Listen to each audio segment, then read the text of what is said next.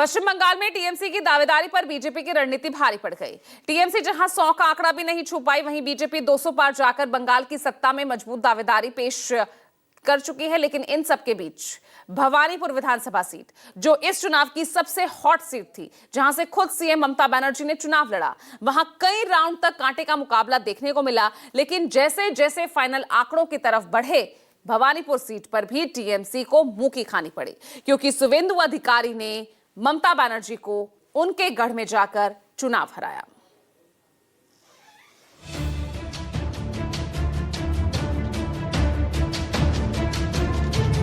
ममता बनर्जी का हराना बहुत जरूरी था।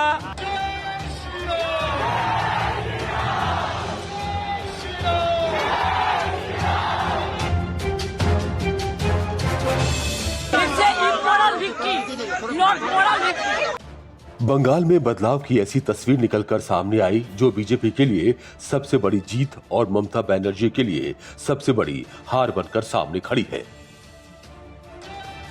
और इसकी खुशी का अंदाजा इन तस्वीरों से लगाया जा सकता है, जब कोलकाता के हावड़ा ब्रिज पर बीजेपी समर्थकों का जुलूस जय श्री राम के नारों के साथ निकल रहा था।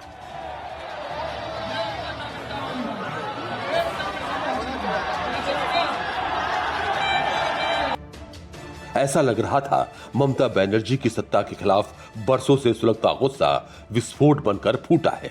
इसकी तस्वीर तब और साफ हो गई जब बीजेपी लहर में बंगाल की मुख्यमंत्री ममता बनर्जी भवानीपुर से खुद हार गईं, जहां बीजेपी के शुवेंदु अधिकारी ने ममता के गढ़ में भी बीजेपी की जीत का झंडा गाड़ दिया।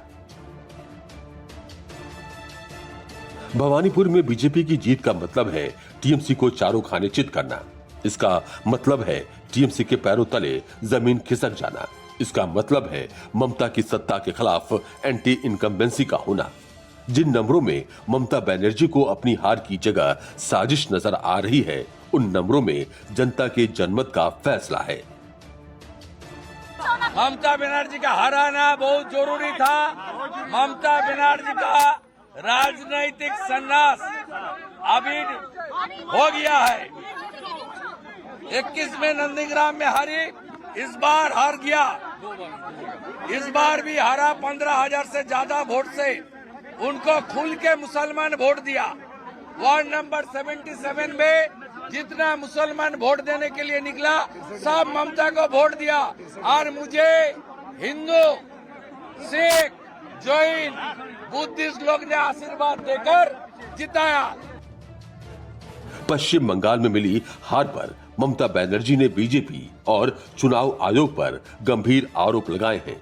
उनका मानना है कि बीजेपी ने 100 से ज्यादा सीटें लूटी हैं, जिसमें भवानीपुर भी शामिल है। ऐसे में भवानीपुर में दोबारा मतगणना कराने की मांग उन्होंने की है।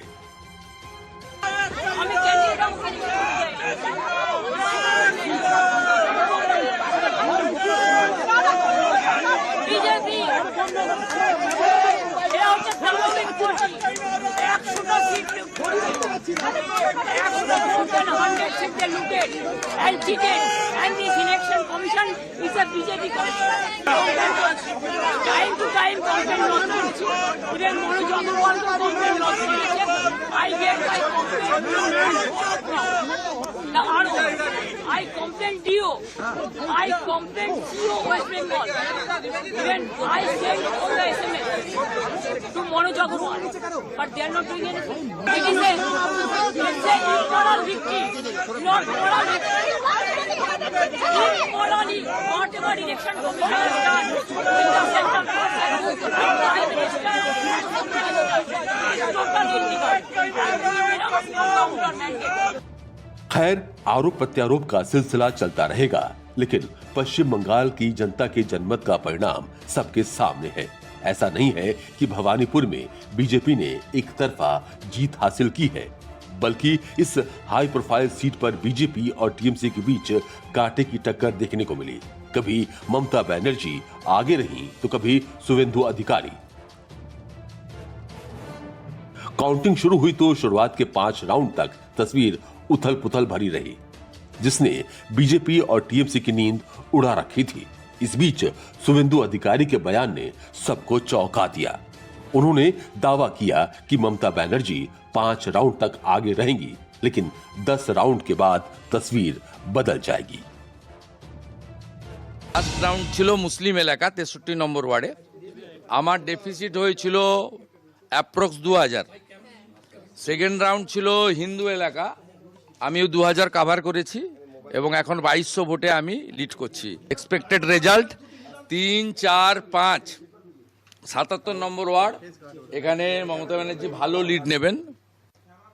আমি যা প্রথম থেকে বলেছি 7, 8, 9, 10 আমি ওই বড় লিড কভার করব এবং 10 রাউন্ডের পর থেকে আমি এগোতে থাকবো। सुवेंदु अधिकारी ने दावा किया ही था कि अगले कुछ ही घंटों में भवानीपुर की तस्वीर बदलने लगी। कैसे, वो भी समझ लीजिए। 7वें दौर के आखिर तक ममता बनर्जी ने 17,371 वोट मतों की मजबूत बढ़त बना ली थी, लेकिन इसके बाद अंतर हर दौर में धीरे धीरे घटने लगा। 8वें दौर में ममता की बढ़त 15,454 मतों की रह गई, फिर 10वें दौर तक घटकर 12,131 मत और फिर 11वें दौर में 9,475 रह गई। भवानीपुर में मतों का अंतर घटता देख सुवेंदु के बयान पर सवाल उठने लगे कि आखिर कैसे सुवेंदु का दावा इतना सटीक हो सकता है। ममता बनर्जी भी चौकन्ना हो गई। उन्होंने फौरन ही एक वीडियो संदेश जारी किया, चुनाव आयोग पर मनमानी करने का आरोप लगाया।